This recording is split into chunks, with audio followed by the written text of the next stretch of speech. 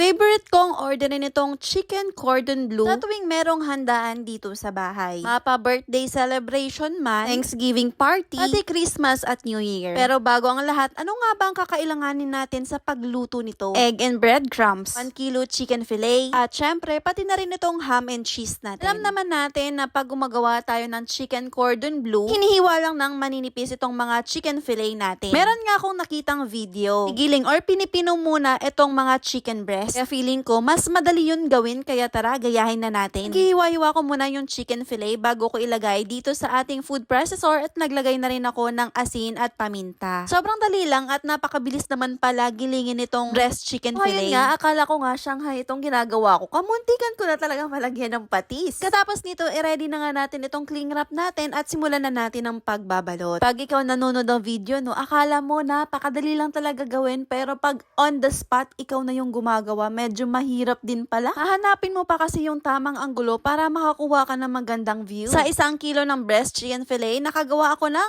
4 na malalaking roll. Kaya tara, i-freezer na natin ito. Ilagay lang natin ito sa freezer ng at least 1 hour bago natin lutuin. Next step, ang kakailanganin na naman natin ay ang magbati ng 2 pirasong large egg. 2 pirasong itlog talaga ang tinabi ko para dito, pero nung naibati ko na yung 2 piraso, sobrang dami naman pala pag idagdag ko pa yung isa. Hindi lang pala 1 hour kung nilagay ito sa aming freezer, kundi umabot nga siya ng halos 3 oras. Tinanggal ko muna ang nakabalot na cling wrap doon, tsaka ko naman nilagay at pinagulong sa itlog, pati na rin dito sa ating harina. Ibinalik ko muna ulit doon sa ating egg, tsaka ko naman huling pinagulong doon sa ating breadcrumbs. Yung aking breadcrumbs dito, kung napapansin nyo nga, ay medyo fine siya ng konti kumpara doon sa ating regular na breadcrumbs. Gusto ko lang kasi na medyo pino yung breadcrumbs, kaya dinaan ko muna siya doon sa ating food processor. After 7 minutes na pagpiprito, at eto na nga, luto na ang ating chicken cordon bleu. Mainit-init pa nga yan, kung nakikita nyo nga ay medyo umuusok-usok pa talaga siya. O diba, kung noon hanggang plano lang. Ngayon, nagawa ko na rin sa wakas. At ngayon, dumako naman tayo dito sa paggawa ng ating dipping sauce. Ang kailangan natin dito ay butter, at kung wala namang butter ay pwede na rin yung margarine. Naglagay lang ako dyan ng 1 kutsarang all-purpose flour o di kaya cornstarch para pampalapot. Don't forget na kailangan din natin ng mga seasonings at pampalasa. Tsaka natin ihahalo ang ating evaporated milk. Yan, sa wakas, all in na tayo at ready to eat na nga itong ating chicken cordon bleu. At kung nakaabot ka dito sa part ng aking video, panigurado akong nagustuhan mo itong video ko. Yeah, paki-like and share na lang din. Tara, tikman na natin ito.